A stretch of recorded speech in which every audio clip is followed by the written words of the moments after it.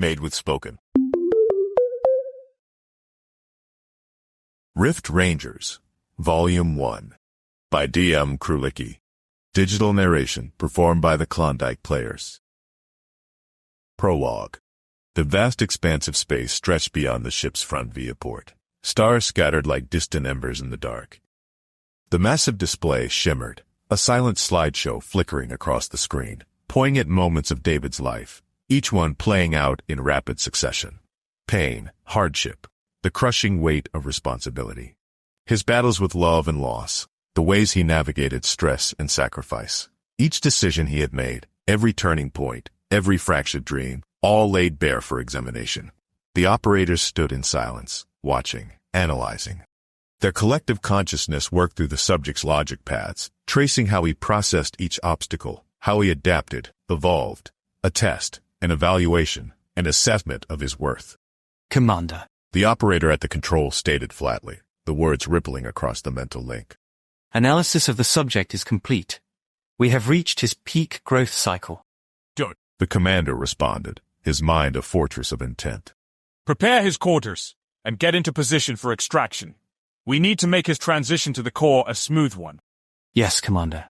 The commander strode toward the midship area, the door to his chamber sliding aside effortlessly at the wave of his elongated hand. 4 fingers, longer and more dexterous than a human's, lined with the wrinkles of age and wisdom. Inside, he paused before the back wall, studying the carefully arranged collection of items retrieved from the subject's childhood. A dog collar, its metal tag worn from years of wear. A flashlight, dull and scratched. A tattered blanket, frayed at the edges, its faded colors barely distinguishable. A pack of cigarettes, unopened. A comic book with a creased cover. An old soda can, rusting at the rim. These items mattered to him. They had been gathered with precision, chosen to serve as touchstones of familiarity. Each piece, an anchor to the past, meant to ease the subject's transition, upon waking from travel stasis. The commander had been present during previous retrievals. Each time, the subject had reacted poorly. Panic, screaming, resistance. His mind had rejected them, rejected their purpose, sending him spiraling into the kind of fear that disrupted the process entirely.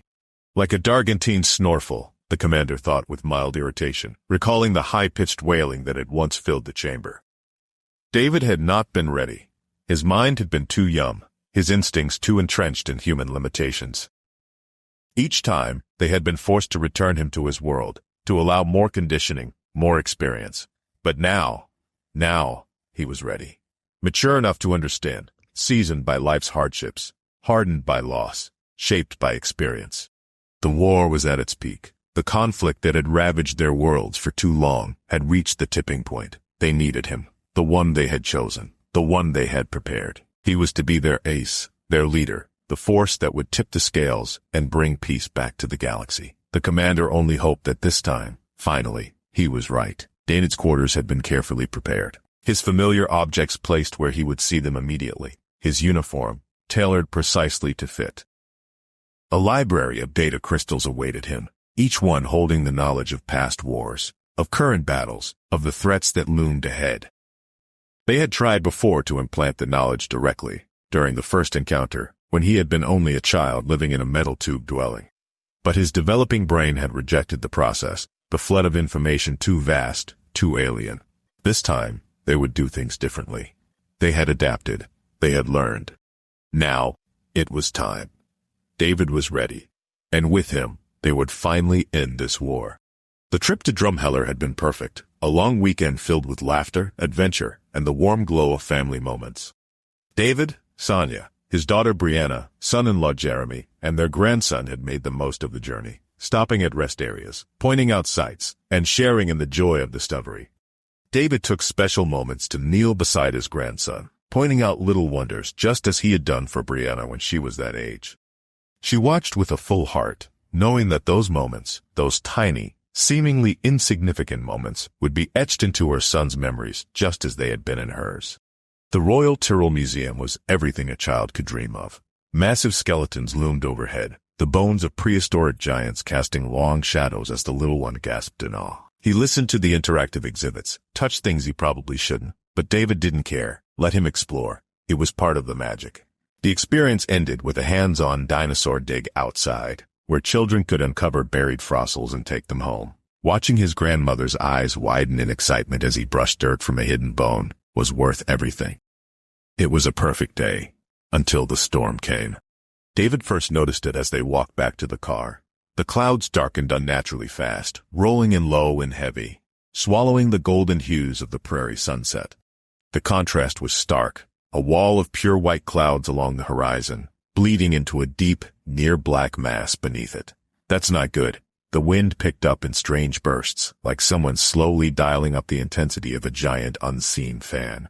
Thick, heavy raindrops the size of quarters began to pelt the ground, splattering on the windshield as they piled into the car. This doesn't look great, David muttered, clicking on the wipers. Maybe we should stop somewhere and ride this out. Get a hotel room or something? Sonia suggested.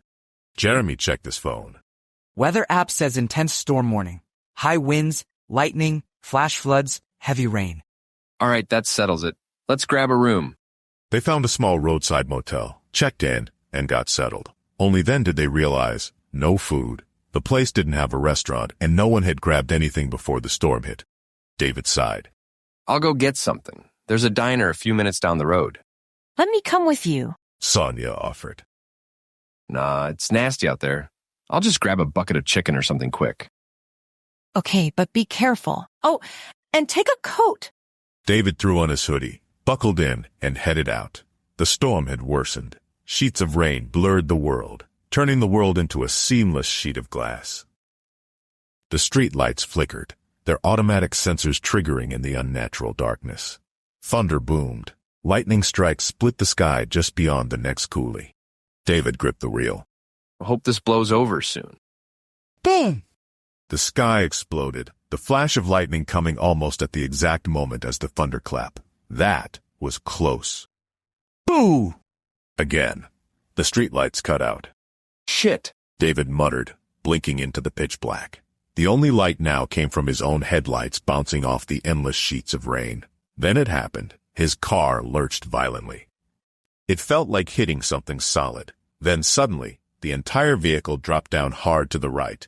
Bam! The car hydroplaned off the road, skipped over the curb, and slid down a short embankment before settling tilted, stuck. Fuck! David jammed it into reverse. Tires spun. Forward. Spin. Reverse again. Spin. He slammed his hand against the steering wheel, exhaling sharply. Rain hammered the roof like 1,000 fists, drowning out his thoughts. Okay. Think. He grabbed his phone. No service. Fuck! He had two options. Stay in the car and wait it out, or walk back to the motel. It could be hours before the storm passed, and who knows if anyone would come looking. Screw it. It's just water. David threw up his hood, tightened the drawstrings, and pushed the door open. Immediately, the wind fought against him. The moment his foot hit the muddy ground, he slipped, face planting into the soaked earth. Fuck! Come on! As he scrambled up, another boom, closer this time. The lightning illuminated the world for a fraction of a second, and he saw it, the storm front rolling like a black wave, devouring the land beneath it. David froze. The storm is unnatural. Another flash of lightning, but this time, something flickered in the distance, something that wasn't just storm clouds. He squinted into the rain. A shape hovered, just at the edge of his vision, almost camouflaged by the storm itself. Large, silent, unmoving. Then it was gone. Another thunderclap shook the air, snapping him back to reality. Nope, fuck this. David scrambled back into the car, slammed the door, and locked it. He wasn't walking back. Not in this. He'd wait. Back at the motel, Sonia stood at the window, parting the curtains just enough to see the rain hammering the pavement outside. It came down in torrents, relentless, blurring the road beyond the glass. David had been gone too long. She sighed, worry gnawing at her gut as she reached for her phone and dialed. Just steady beeping, no service. Shit, she muttered under her breath. Brianna stepped up behind her, placing a reassuring hand on Sonia's shoulder. Everything okay? Sonia exhaled slowly. I hope so.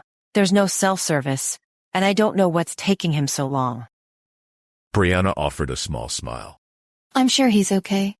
My dad's tough, he can get through anything. Sonia nodded, forcing a half-hearted smile in return. But deep down, the unease remained. It had been too long. Back in the car, David drummed his fingers against the steering wheel, his knee bouncing impatiently. His phone screen glowed in the darkness. Still no service. The rain had only worsened. The outside world was blacker than night, the storm swallowing everything beyond the windshield. The only light came from his headlights, reflecting against the cascading sheets of water. Then it stopped. Not gradually, abruptly. One moment, a deafening downpour. The next, nothing. Just a few last drips on the hood of the car. David frowned, sitting up straighter. He could see nothing beyond his windshield. Not the grass, not the road, just a void of darkness. Boom! He flinched, but there had been no lightning. The sound that followed wasn't thunder. It was deeper, raw, something unfamiliar, something wrong. David's pulse pounded in his ears. The silence after the sound was more unsettling than the noise itself. Not one sound. No rain, no wind, no hum of distant cars, nothing. His fingers twitched as he slowly turned his head, scanning the void outside. A chill ran down his spine. Then, a flicker of movement to his left. Something had just rushed past the car. David's breathing shallowed, his muscles locking in place. Bang! A dark, spindly hand slammed against the driver's window. David recoiled, heart hammering in his chest. The hand was unnatural, long and thin, its skin pressed against the glass. There were no fingerprints, no normal joints, just elongated, animalistic fingers stretching impossibly against the surface. David's mind raced.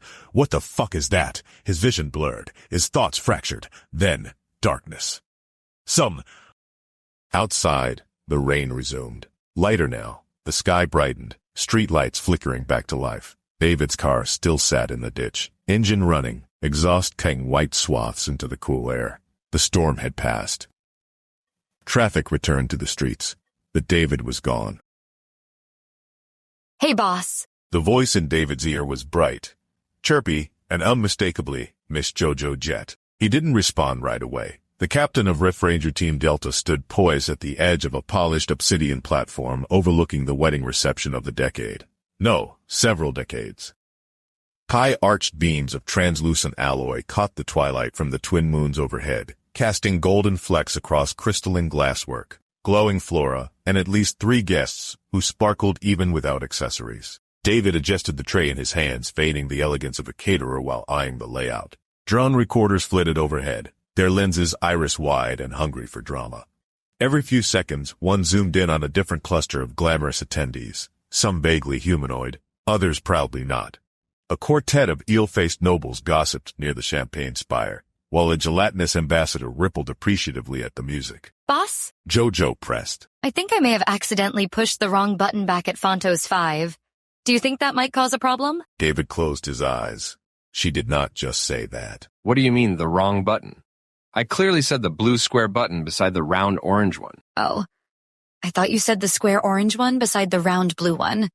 Dyslexia is a terrible disease, you know. He groaned. How do you even... Never mind. Pulling up the schematic now. A blink activated his E-lens. Within a breath, a floating schematic overlaid the wedding hall. His eye twitched. Oh no. Boss? Oh no. Shit. A third voice joined the comms, deep, heavy, and commanding. What did she do, Captain? David took a breath. She triggered a multi-rift event, one that spans every timeline currently mapped. A beat of silence. He adjusted the collar on his well-fitted caterer's uniform, scanning the opulent room again. Long banquet tables, hollow flower centerpieces, ceiling-linked drapes shifting in a breeze that didn't exist. And a hovering band playing something smooth enough to disarm any suspicions. Things were too smooth, too normal. David wondered when that proverbial shoe was going to drop. A multi-rift event was not something you want to happen. Even on the smallest scale, whole universes can go out of balance. The pirate faction Clatan, known to frequent high-optic events like this royal wedding, were already rumored to be planning an attack here today. The agency had the position of ensuring this day went off without a hitch, or at least mitigate the damage that may occur. Platts had a penchant for sneak attacks on the unsuspecting, but combine this with a crash. The pyramid of ceremonial drink flutes shattered as a body landed squarely in the center of the reception. David spun. A man, spitting image of himself, stood up from the wreckage, brushing glittering shards from his vest, shoulder-length golden hair, rippling muscles, combat boots under formal wear. It was another timeline version of the good captain himself. This cannot be good. Damn. David muttered. That's a good look for me. The man glanced around, then locked eyes with David. His mouth curled into a knowing smile. His hand moved to his belt. Then the second David dropped through the stained glass skylight above, tucking into a roll and rising in a defensive stance, blaster drawn. Which one of you is the imposter? He barked. Another emerged from behind a curtain, mid-sprint. Then one more burst through a service door, breathing hard, scanning everyone with suspicion. Within seconds, there were 5 of him, all in different outfits, different eras, different levels of stubble, all drawing weapons, all confused, all thinking they were the only one chasing a fake, and all of them targeting each other. David raised a hand slowly. Guys, I think we may have a... Too late. Blasters lit the air. Desks screamed. Drones dove for cover. And from across the floor, 3 unassuming guests lowered their champagne flutes and tapped discreet controls on the cuffs beneath their sleeves. Their eyes shimmered with a low amber glow as they moved, not to run, but to intercept. Pattern pirates. The wedding was about to become ground zero. This was their signal to attack. Blaster fire crackled through the air as guests dove under tables or ran screaming toward the exits. Drones zipped and weaved, some broadcasting the chaos in real time across the quadrant, others frantically shielding VIPs behind energy domes. David ducked, tray still in hand, just as a stun bolt sizzled past his ear and scorched a flamingo-feathered centerpiece into ash. Okay, no more playing nice, he muttered. A blur of motion caught his eye. An approaching figure with the same jacket, same eyes, but half the height. The dwarf version of him was charging forward like a cannonball.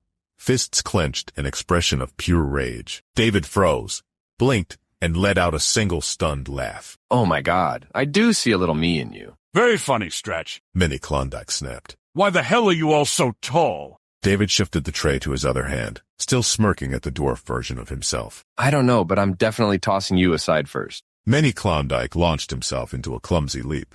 David sidestepped and hip-tossed him clean over the dessert table, sending him skidding across the polished floor like a curling stone. He crashed into a pyramid of sugar sculptures with a grunt. David didn't have time to gloat. Something heavy landed behind him. Metal footfalls. A mechanical hiss. He turned just in time to see the cyborg Klondike. Half man, half machinery. All trouble. Barreling toward him with a bionic arm raised and sparking. Oh, you look like a blast at parties. Is that arm a can opener too? David muttered, then sprinted, vaulted a buffet table, and tucked into a perfect roll. Cyborg Klondike mirrored the move with uncanny synchronicity, diving into his own shoulder roll across the wedding cake display. The two leapt toward each other, fist drawn back, the scene slowing in motion to a crawl. Record scratch. Freeze frame. Yeah, you're probably wondering how we got here. I mean, me, and also me, and that short, angry me over there. Truth is, I have no idea. But I'll do my best to explain. Let's go back to the very start. Came David's voice, dry and conversational. A brief flicker of static seemed to ripple across memory itself, before the scene melted into grainy visuals, the kind you'd find on an old educational film reel forgotten in a school basement. Soft synth music hummed in the background, cheerful in the worst kind of way. Images of a small human baby formed. Okay, so not the very beginning. David continued. But definitely one of the weirdest nights of my life. The night I was yanked from everything I knew back on Earth, or Terra as the galaxy insists on calling it. The image formed slowly, a flickering emblem that rotated with an unnecessary level of drama. The sigil of the Interdimensional Peace Corps, set against a backdrop of stars and swirling time currents. Welcome, recruit. A two-chipper voice rang out in David's memory. The words came unbidden, like something he'd heard 100 times in a dream and could never quite forget. You've just been selected, against your will, for induction into the Interdimensional Peace Corps. David's internal monologue added commentary over the voice in his head. Yeah, they really emphasized the against your will part, a little too gleefully. The vision played on.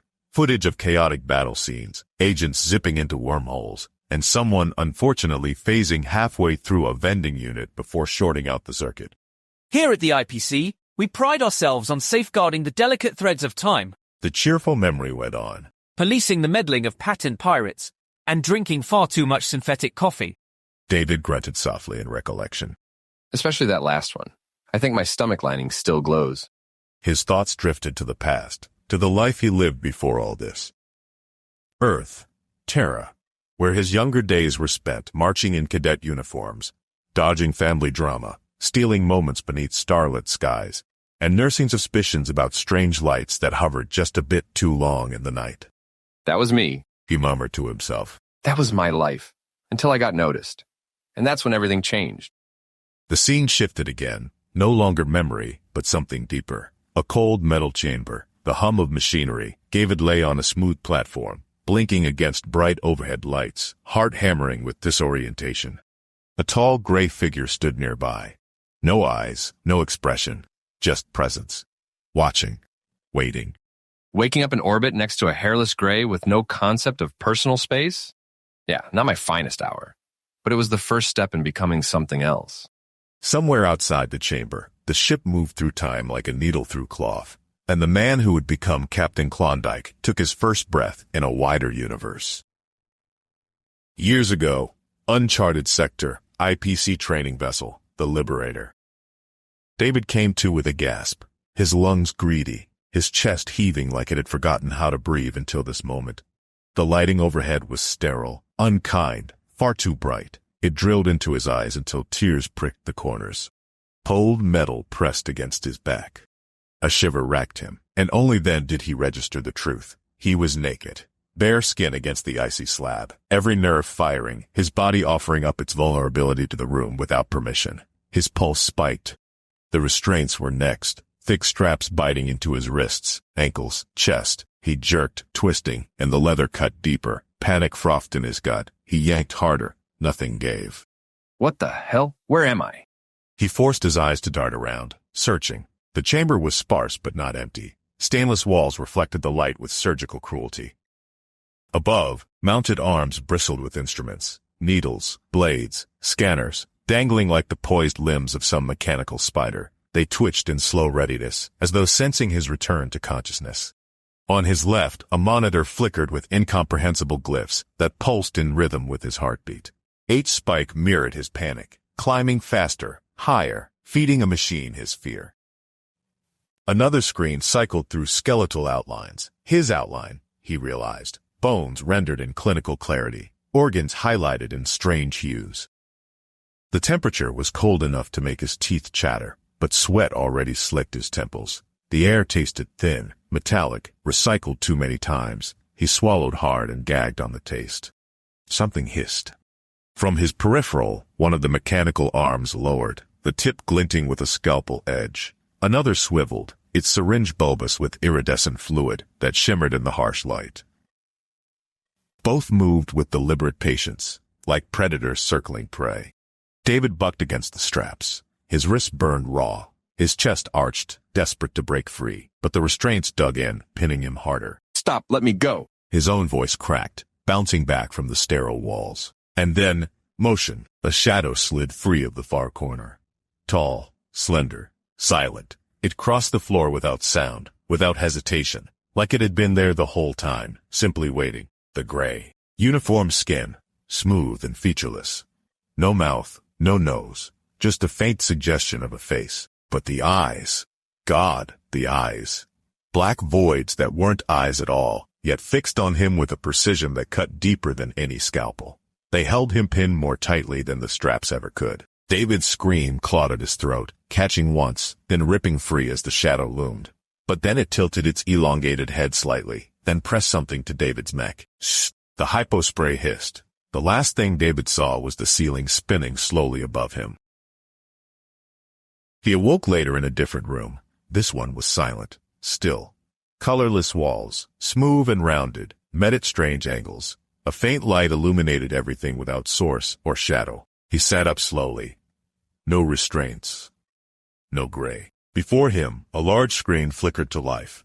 A slow cascade of images, the local gas station, the woods near his home, his bedroom, his high school gymnasium, each one empty of people, yet hauntingly familiar. Oddly, they calmed him. Then came the voice. Not through a speaker, he felt it inside his head, like a whisper between thoughts. Good day to you, sir. David's mouth went dry. His first instinct was to clap his hands over his ears, but the voice didn't come from there. It slid between thoughts, quiet, insistent, threaded through the marrow of his skull. No, he muttered, pressing his palms against the sides of his head anyway. This isn't real. This isn't happening. The voice was patient, calm. Your denial is a symptom of stress. It will pass. You are adapting. His stomach clenched. He shoved himself off the cot, staggering to his feet, bare soles slapping against the smooth floor. The walls were wrong, too rounded, angles meeting where they shouldn't. Geometry that seemed to shift if he looked too long. He reached out to steady himself, but the surface was slick and warm, pulsing faintly like it had a heartbeat of its own. David yanked his hand back, shuddering. The screen flickered again. His bedroom. His bed, perfectly made. The paper plane he'd left on the dresser still there, wings bent from too many throws. The image was sterile, lifeless, yet it pressed into him with surgical precision, unearthing memories he couldn't fight. Stop, He whispered. don't show me that. The gymnasium appeared. Banners hung limp. Basketballs stacked neatly against the wall. The smell of waxed wood and sweat ghosted through his mind, so vivid his knees almost buckled. He shook his head hard. Why? Why are you doing this? You are not harmed. You are not imprisoned. You are being prepared. All you must do is comply. His heart pounded. He wrapped his arms around his chest, shivering against the weight of the calm that pressed against his panic. He didn't trust it. He couldn't. But some part of him, fragile and exhausted, wanted to sink into the suggestion. Wanted to believe this was training, not torment. No, He croaked. you strapped me down. You cut into me. I saw. That was your imagination's misfire under strain. We gave you only what was necessary. The instruments, the cold slab, the gray's void eyes. They had been real, hadn't they? Or was his mind betraying him now, rewriting terror as hallucination?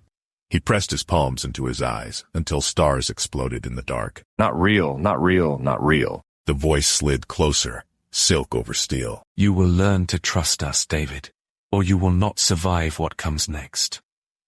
The screen changed again, this time to something he had never seen, yet somehow new. A vast ship, bristling with light, hung against a bleeding violet sky. Beneath it, fires raged across a city of broken towers. His breath caught, and for the first time, his panic gave way to something sharper, something that felt horribly like inevitability. You have completed your terrestrial training, and are now ready to begin the next phase. David stiffened. Training? Training for what exactly? Where am I? Who are you? What the hell is going on? Where's my family? A pause. Sir, you won't need to concern yourself with your Terran life. It will remain where you left it. Time is flexible here. Your mission, however, is not. Mission, you're not answering me. And what do you mean I completed training? I didn't sign up for anything. I want to go home. Incorrect. Your life experiences, education, survival instinct, and moral decisions have been catalogued. Your file matches all qualifications necessary for induction. Your physical age is 38. Your name is Klondike. David blinked. What? My name is David. David Marshall. Sir, we retrieved your terrestrial identifier from your personal effects, the sigil emblazoned on your edible items. David looked down. Still tucked into his jacket pocket was a crumpled plastic bag. Inside, the gas station haul he'd ventured out for that night. Peanut butter cups, a bottle of cola, and... Oh, you've got to be kidding me. He muttered, pulling out the wrapper. A Klondike bar? That's your proof? That's a logo, not a... Your family crest, sir. And as per standard IPC designation protocols, your surname has been registered accordingly. Klondike. Rank, Captain. He stared, and then, despite everything, he laughed. It was loud, echoing off the curved walls. Of all the absurdities, this one got him. Captain Klondike. He remembered the day, rain pouring down like it had a vendetta. His brother Brian, missing, hasn't returned from a solo fishing trip. The others, searching. And Tim, always quick to poke fun, pointing at him in his drenched cadet fatigues, yelling out, "Hey, get a load of Captain Klondike over there." Apparently, the universe had a long memory. David wiped his eyes. Unreal. Okay, Captain Klondike it is. The voice returned, gentler now, almost amused. Designation confirmed. Captain Klondike, you have been observed since birth. The Watchers identified you as a high-variance Tier 1 candidate. Emotionally resilient, morally fluid but net positive, with a unique ability to adapt across timelines. You are the product of 2 retired field agents embedded on Terra. Your selection was neither random nor impulsive. David's smile faded. You mean my parents? Correct. Their assignment was terminated upon your activation. Their purpose was complete. David stood slowly, body tense. So I was born for this? Watched like a lab rat? Prepared, not imprisoned. Your experiences, your struggles, and your resilience were all natural developments. Our role was to monitor, not manipulate. Those subtle influences were authorized. Why now? Because the timeline is cracking. The pattern pirates are escalating. And your presence is required. David clenched his fists. He still wasn't sure if this was madness or fate. But one thing was certain. This was no dream. And someone, somewhere, had decided he was the best hope the universe had. Captain Klondike had officially reported for duty. Subject Z991. Nareth Sil. Observation log. Human integration phase. The Terran subject known as David Marshall, designated Captain Klondike, is responding within acceptable parameters. Nareth Sil stood at the edge of the observation deck, a curvature of the chamber allowing full sensory overlay of the human's acclimation room. Others of his kind floated near, silent as statues, minds humming in synchronized resonance. All but Nareth. His thoughts diverged. He is frightened, Nareth noted quietly, his mind reaching through the layered pulses of the mind-link network. As they always are, Came the shared response from another watcher, V-774, clinical and detached. the organic mind rejects abrupt enlightenment. He will stabilize. But Nareth wasn't so certain. David had shown emotional volatility, yes, but also compassion, loyalty, and resilience in unique ratios. His path had not been simple. It never was for Terrans selected under the Legacy Clause.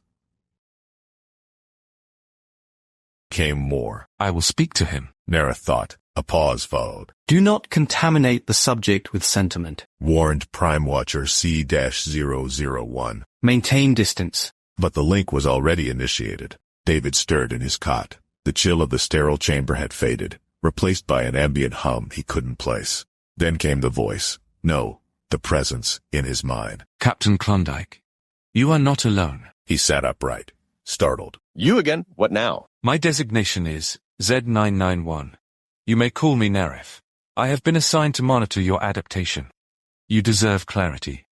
It is time to prepare your form. David frowned, but also realized he didn't have to speak. They heard his thoughts. Prepare my what? The walls lit around him in soft pulses of blue. A warm current moved over his skin, like the air itself had changed density. Your body is currently 38 Terran years old.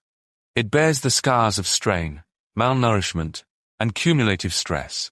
The role you are about to undertake requires optimal biological function. Wait, it sounded like you were calling me fat. Before David could object, the shift began. At first it felt like nothing. Then came the rush. His skin tingled, limbs lightened, his breathing deepened, as if his lungs were suddenly larger. Every breath brought a clarity he had. He turned in the cold order and stepped on the red skin. He gripped the sides of the cot, muscles clenching. Veins shifted beneath his skin as fat cells dissolved, redistributed. His stomach flattened, shoulders squared, wrinkles faded like ink in the sun. Even his joints felt looser, smoother. His chest rose, and he let out a slow, controlled exhale. He looked down at his hands, younger, stronger. Biological regression complete. Estimated age, 25. Structural integrity, optimal. Mitochondrial efficiency, 128%. You are refined. David blinked. I feel like I just ran a marathon, had a protein shake, and got a full-body spa treatment. Your humor has survived. Encouraging. Nareth responded dryly. From the wall, a recessed panel opened. A folded uniform extended outward on a thin platform. Simple in design, military in cut, a dark olive-green jacket, matching cargo-style trousers, a soft white undershirt, and matte black combat boots. Emblazoned across the left breast and shoulder was a circular insignia, a silver ring enclosing a stylized infinity loop, flanked by twin rift cracks arcing through a field of stars. Beneath it, Interdimensional Peace Corps. David raised a brow. Not bad. Bit more subtle than Starfleet. Function exceeds form. We do not require admiration, only success. As David dressed, another sensation flickered behind his eyes. Implantation complete. Your neural translator is online. He winced. Did you just put something in my brain? 2 devices.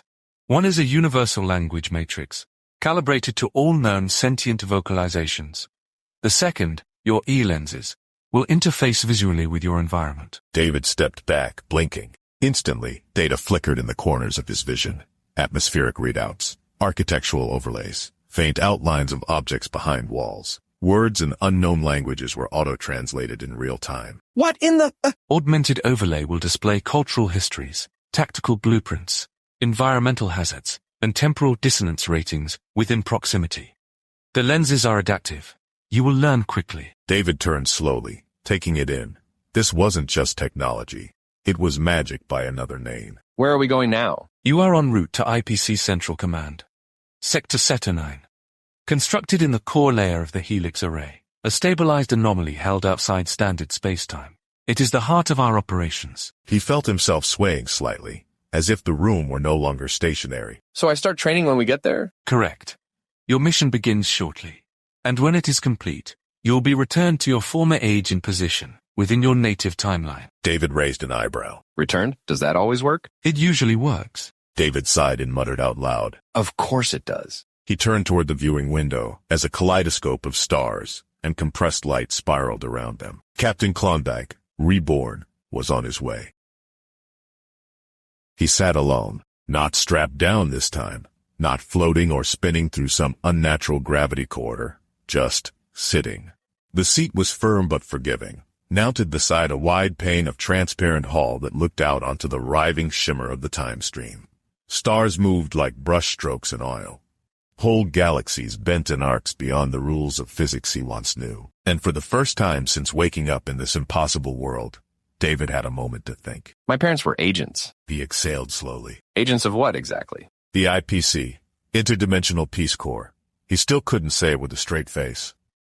Not because it wasn't real. He was pretty sure reality had taken its leave hours ago, but because it sounded like the kind of thing you'd invent on a sugar high with your nerdy cousins in a basement with too many comic books. And yet here he was, wearing a uniform, feeling 25 again, probably looking 22, floating through a fold in time aboard an alien ship manned by telepathic gray clones who judged your soul like a bank ledger. Just another day, right? So what were they doing? Watching me?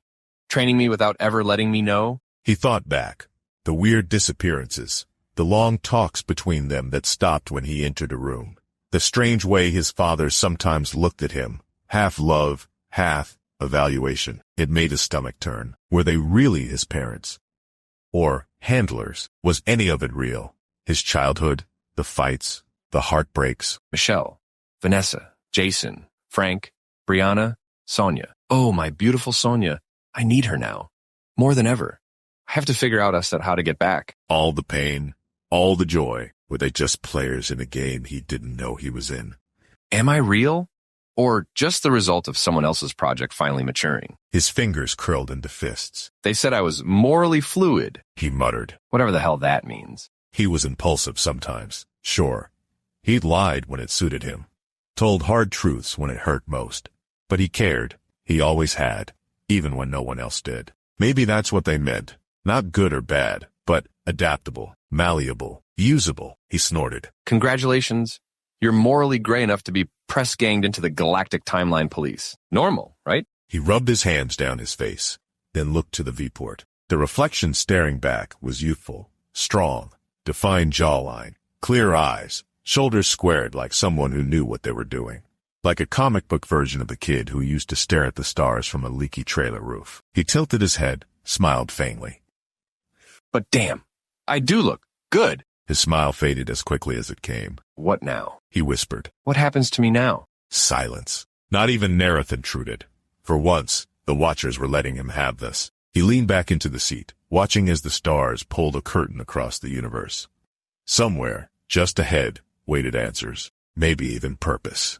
But for now, all he had was reflection, and his desire to get home. Through the forward observation pane, the stars began to shift. At first, David thought it was just the usual bending of light he'd come to expect in this warped, stitched-together travel corridor. But then, the pattern sharpened, tightened, until space itself unfolded like a scroll. There it was, the Helix Array, suspended in nothing, spinning, not in rotation but in layers, like a living DNA strand made from crystal and steel. It gleamed with a pulse that wasn't light, exactly, something deeper, like consciousness made visible. The structure rose in an impossible dimension, a spiraling tower that extended not just upward or downward, but inward, into timelines, into decisions never made, into echoes of probability. He could see corridors loop in and out of themselves, impossible walkways that arced through empty air and connected segments separated by decades. Other sections phased in and out, like breathing glass lungs. It was beautiful and terrifying. There was no ground beneath it, no stars directly around it, just stillness. A stabilized anomaly, he'd been told, like a gravity well, folded into the shape of an idea. The ship adjusted trajectory, descending along one of the orbital rings, and David found himself leaning forward, jaw slightly slack. This is it, he thought. This is where it all begins. His mind reached back to what little he'd been told. The Interdimensional Peace Corps, or IPC, wasn't just a name. It was a collective of enforcement, diplomacy, engineering and ethics, all bound by one thing, the preservation of the timeline. Not a timeline, all of them. When species became advanced enough to discover time travel or reality layer manipulation, they often didn't realize the ripple effect that even small changes could have. One stolen artifact here, one lost treaty there, and entire civilizations could be erased before they even existed. That was where the IPC came in. They didn't rule. They didn't govern. They restored. Quietly. Precisely. Sometimes forcefully. But always with purpose. The Helix Array, called the Spine by insiders, was the IPC's heart. Built inside a fold of space-time, where nothing aged, and paradox couldn't bloom. It allowed simultaneous operations across billions of years and infinite branches of possibility. Recruits came from every sector, every sentient species imaginable. And some, like David, didn't come willingly. He tried to make sense of the structure as it came into clearer view. Dozens of rings encircled it like a gyroscope. Smaller crafts entered and exited seamless ports and surface. Data towers sparkled like rain in slow motion. There were points where entire sections phased between visual states, perhaps alternate futures stacked atop one another. A chill ran through him. This place wasn't just a headquarters. It was a statement, a promise, threat, and miracle all rolled into one. And somehow, it was now his home. The ship settled with a whisper on the landing bay floor. For something shaped like a titanium boomerang and the size of a football field, it moved with unsettling grace. The hangar swallowed it whole. The contrast stark, blending white light beamed from all directions, and none. It was impossible to trace a single source, yet the brilliance lit every corner. The only breaks in the white were yawning open bays, where the void of space framed everything in shadow-black contrast. David stood at the forward bulkhead, heart pounding. A voice, gentle but precise, echoed through the vast hangar. Incoming Vessel 37C. Designation, Rift Escort. Arrival authorized. Passengers disembark and proceed to orientation hubs. Remember, chronosync delay protocols are in effect. It was in a dozen languages. But to David, they all made sense. His translator implant hung to life automatically, and every alien tone became crisp English in his mind. He blinked, stunned. It's actually working. The front bulkhead folded downward with a hiss and clank, forming a sleek ramp to the polished hangar floor. Without thinking, David stepped forward, his boots echoing faintly as he descended into the bath of sterile light. He squinted, trying to adjust, disoriented by the immensity of the place. A soft whirring sound caught his attention. From the left, a low-profile transport vehicle zipped toward him. Sleek and elongated, it reminded him of the shuttle carts at the airport in Vegas. He chuckled. Home felt like such a distant word already. This cart, though, had no driver. Just a bank of bench seats, a rack for personal items, and a faint glow beneath its chassis. As it pulled to a stop, a voice emanated from within, polite, emotionless, but somehow comforting. Welcome, Captain. Hop on, and I will take you to your quarters. David turned instinctively, half expecting to see the Greys disembarking behind him. But the ramp was gone. The ship was gone. It was as though it had never been. With a sigh, he climbed aboard. The cart accelerated without a jolt, entering a narrow corridor that stretched like a tunnel made of brushed steel and soft gray panels. There were no wheels, no sense of motion. Yet when he glanced behind them moments later, they'd traveled what looked like miles. Time worked differently here. After a span that felt like 10 minutes, or 10 seconds, the cart slowed and stopped in front of a red and white hexagonal door marked X4. This is your stop, Captain. Your quarters are just inside to the right. May time serve you well. David stepped out onto the platform. The door swished open, revealing a clean hallway of intersecting angles and soft amber lighting. Beings passed him in silence, some humanoid, others less so. A figure with feathered skin and compound eyes glided past. Another looked entirely crystalline, with shifting colors inside its transparent body. A tall, amphibious humanoid in flowing robes nodded politely. Each of them went about their business with practiced ease. This is normal here, David thought. To his right, a short hallway led to a door labeled simply Klondike. He stepped toward it, hand reaching out instinctively for a non-existent handle. As his palm neared, a soft pulse of vibration danced across his fingertips. The door slid open. His quarters were larger than expected, not luxurious, but comfortable. The walls were a soft gray, punctuated by matte metal edges. A wide viewing pane overlooked the swirling interior geometry of the helix array, refracting stars and time streams like a kaleidoscope trapped in glass. The bed was neatly made, king size, the frame low and minimalistic. A modular desk setup sat near one wall, with embedded data ports and a touch surface interface. Shelves lined a small alcove beside the viewing pane. And that's where he saw it. A picture frame. Silver in color was the familiar blue and white wrapper of a Klondike bar. Beneath it, etched into a black plate, Captain Klondike, Klondike family sigil, circa 2024. He burst out laughing. He couldn't help it. Beside it were other things, small artifacts from a life he thought had vanished. A beat-up G.I. Joe action figure, missing one arm. A stack of worn comics wrapped in plastic. Dog-eared from years of flipping, and a faded poster of his childhood crush, an 80s-era actress with voluminous curls and a mischievous grin. He'd spent hours staring at that poster growing up, imagining her as his first girlfriend. Somehow, they were all here, retrieved, preserved. So that's where they went, he thought. All those things I thought I lost. It worked. He relaxed a little. The universe still knew how to throw him a bone. He moved to the side cabinets and opened them. Inside were standard-issue items, folded uniforms like the one he wore now. A small field rations kit labeled Temporal Nutrition Module, Neutral Species Compatible. A set of sleek metallic gloves with tactile enhancers, and a dull gray utility belt with magnetic compartments. And at the bottom, a stack of guidebooks.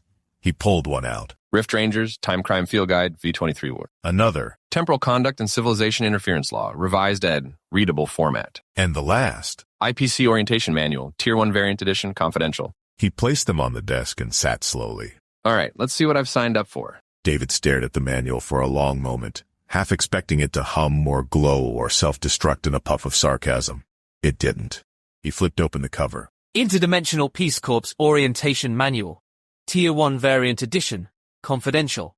A guide for exceptional recruits, dangerous misfits, and accidentally qualified individuals. Introduction. Congratulations! If you're reading this, it means you have been identified by the Watchers as a viable candidate for service in the Interdimensional Peace Corps, IPC. Whether you arrived here by mistake, design, cosmic joke, or cereal box sweepstakes, you are now part of something much larger than yourself. Like, galaxy-spanning large. You are a Tier 1 variant, defined as a sentient being whose experiences, lineage, and moral elasticity uniquely qualify you to survive, adapt, and possibly even thrive in chaotic timelines. As such, you are afforded limited answers, occasional autonomy, and a uniform that mostly fits. Our prime objective, the IPC, exists to protect the natural evolution of intelligent life by ensuring timelines remain uncorrupted by selfish manipulation, temporal exploitation, or gross stupidity. In short, you fix what shouldn't have broken. You preserve what shouldn't have been stolen. You slap the hands of those who tamper with time and sometimes vaporize them. Kindly. Organizational structure. The IPC is comprised of 4 primary branches: temporal enforcement, timeline policing, mission execution, asset recovery, and, let's call it, strong encouragement when diplomacy fails. Political and diplomatic mediation, negotiating peace, signing treaties, and drinking alien tea with people who have 12 mouths and 1 eye. Logistics and engineering. They build the gear, maintain the ships, and patch spacetime when someone pokes a hole in it. Training and recruitment, where you are now. Don't worry, We only slightly haze new recruits. What to expect? You will be assigned a team. You will probably not like all of them. That's normal. You will undergo mandatory training simulations involving ethics, probability shaping, zero-gravity grappling, and basic alien etiquette. Rule number 1. Don't pet anything without consent. You will be issued a sidearm, a multi-purpose field pack, and a distress beacon. You should try very hard not to activate. You will be lied to. Often. Mostly for your own good. Return policy. Completion of your mission guarantees a return to your native timeline, restored to your previous biological state, an exact moment of departure. Usually, that's the goal. Statistically speaking, remember, you are not a hero, you are not a god, you are not even special. But you are necessary. And that's better. May time serve you well. The Watchers. David closed the manual slowly, then opened it again, taking a second look to be sure he read it all correctly. Yep, it really says all that. He exhaled and leaned back in his chair. This was going to be interesting. He let the book fall haphazardly onto the desk, pages crinkling slightly under its own weight. His stomach rumbled, loudly. He rubbed his hand across his abdomen and chuckled. You get de-aged to 25 and your metabolism comes screaming back to life. Time to feed the machine. He scanned the room and noticed a recessed alcove on the opposite wall. Above it, a soft panel glowed faintly with alien glyphs that resolved into English a second later. Provision exchange, nutritional inception system. All right, food box. David muttered, stepping toward it. Let's see what you've got. The panel lit up as he approached. Please state your desired consumption item. Burger. Medium rare, fries, and a cola. Item not recognized. Did you mean burgeoning cluster flesh slab with root slices and carbonic toxin beverage? No, what the? Definitely not. Try cheeseburger with bacon. Processing. Please confirm. Fermented beast puck on curd-fused flatbread with swine lattice. David sighed. Close enough. Yes, do it. A soft whir filled the air, followed by a metallic click as a compartment opened. Inside was something burger adjacent. The meat smelled smoky. The cheese looked realish. The bacon sizzled faintly, although it may have been hissing and warning. He took a bite. Okay, not bad. We're in the ballpark. He tapped the panel again. Fries, crispy potato sticks? Translating. Please confirm. Golden starch spears. He blinked. Sure, yes. The compartment opened again, and a steaming batch of fries appeared. They looked actually decent. Last try. Cola, like soda, fizzy drink? Please confirm. Sugary fizz liquid, dark variant with synthetic energy boost. Yes, hell yes. Moments later, a cup emerged from the slot with a liquid that hissed like carbonated lava. David took a sip. Close enough that my teeth hurt. We're good. He sat down at the small table near the viewing pane, tray in hand, and let the surreal moment sink in.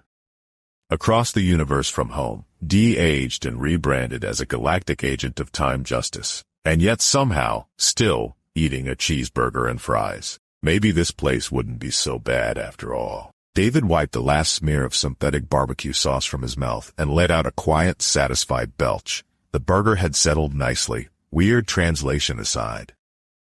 He was just about to sprawl out on the large bed when he noticed a soft blinking light on the desk console across the room. A gentle pulse. Steady. Waiting. He approached cautiously. As his hand neared, the screen activated with a shimmer of static. Glowing glyphs dissolved into English text. Welcome, Captain Klondike. Your presence has been acknowledged. As commanding officer of your assigned squad, you may now review and select personnel for your Rift Ranger field unit. He blinked. Commanding officer, wait, I'm leading? He looked around the room, as if someone might pop in and explain this absurd promotion. There was no one. Leader of what? And why me? The screen shifted to a series of headshots, names, and file summaries. Some photos were almost normal, military-style portraits. Others were indecipherable smears of color and shape, accompanied by pixelation warnings and sensory hazard tags. One candidate was entirely blacked out, with a caution label. Visual feedback has resulted in 3.7 observer seizures. View at own risk. David groaned. Nope. Hard pass. He scrolled. More oddities. One candidate had a head like a giant floating barnacle. Another appeared to be a puddle with eyes. A third was smiling in their photo with over 800 visible teeth. He kept scrolling, wincing, muttering to himself. And then... Name. Maurix Melzor. Species. Grau Ari. Elder tier. Cold-blooded humanoid class. Primary role. Executive Officer, Command Anchor. Notable attributes. Age, 217 galactic years human equivalent, early 60s. Slate grey skin, ceremonial scar marks denoting duty, loss, and oaths.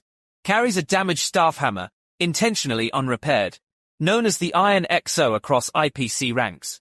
Respected, reserved, commands loyalty by presence alone. Behavioral notes indicated he was logical to a fault, with quiet compassion layered under his tactical severity. Someone called him the keel of the ship. David nodded. Yeah, that's the kind of guy I need. He flagged now for the shortlist, and then continued. Name: Lieutenant Saurovex. Species: Virelian. Primary role: stealth, assassination, temporal corrections. Notable attributes: translucent silk-scale skin with refractive camouflage. Cold-blooded thermal signature. Resistant to psychic probes. Capable of full skeletal compression. Dry, cutting speech. Typically hostile to authority. Known to refer to command structures as Bureau of Babysitters. Psych notes flagged her for emotional anomalies. Unusual curiosity in human emotion, especially romantic relationships. She was fast, silent, and dangerous. But what caught David's eye was the subtle line at the end. She's a scalpel in a world of clubs. Just try not to be the tumor. He winced, then smiled. All right, Vex, let's see if you stab the right people. He marked her file. Then, Name: Zilch. Species: Sibelian. Primary role: medical and engineering hybrid. Notable attributes: fluidic body, semi-gelatinous musculature, golden bidirectional eyes, adaptive skin, chatty, prone to enthusiastic rambling with a dangerous spit radius, brilliant in high-stress repair and trauma scenarios. Known to self-modify and experiment without permission. His equipment list included something called another toolkit, nanogel healing modules, and a dermal sealer that once exploded.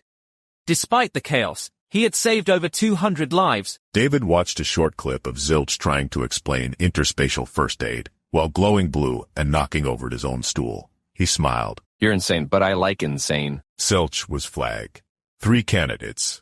3 totally different energies. 3 people, or creatures, he was expected to lead. He leaned back and exhaled. This is not going to be boring. It hit him 15 minutes later. At first, David thought it was just overeating. His stomach clenched, then rolled, then twisted in a way that made his spine curl involuntarily. He staggered away from the desk, hands gripping the edge of the viewing port.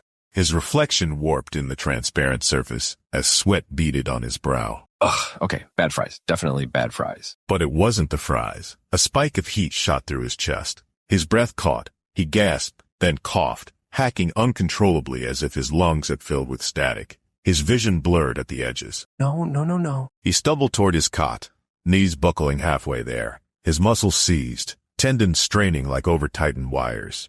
Pain flooded his limbs and radiant pulses. His blood felt thick. His joints ached like rusted hinges. Every breath came shallower than the last.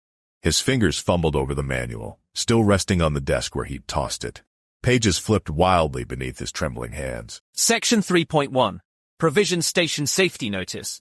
All IPC nutrition dispensers default to multi-species mode. For Terran physiology, consumables must be flagged Class 7, biogenetic compatible, or manually filtered under Terran Safe Index. Failure to comply may result in respiratory inflammation, neurological spasms, blood oxygen rejection, organ jittering, or spontaneous gastrochemical inversion. David's eyes widened. Organ jittering. He collapsed to his knees, manual sliding across the floor. The pain spiked again, this time in his gut. He clutched his abdomen as it cramped violently, his breathing turning ragged. His heart felt like it was trying to pump molasses. No, can't pass out. Gotta call for help. He reached toward the desk console, but his arm barely moved. His shoulder screamed in resistance. The air around him felt like soup, thick, hot, unbreathable. He hit the floor hard. The cold was sudden, jarring. One last ragged breath escaped his throat. A whisper. Should have read the damn manual. And then the light behind his eyes dimmed. David, Captain Klondike, unconscious and alone, sprawled on the floor of his quarters in a futuristic utopia, brought down by alien fries and a burger that didn't understand his digestive tract. Professional audiobooks in a click. Spoken.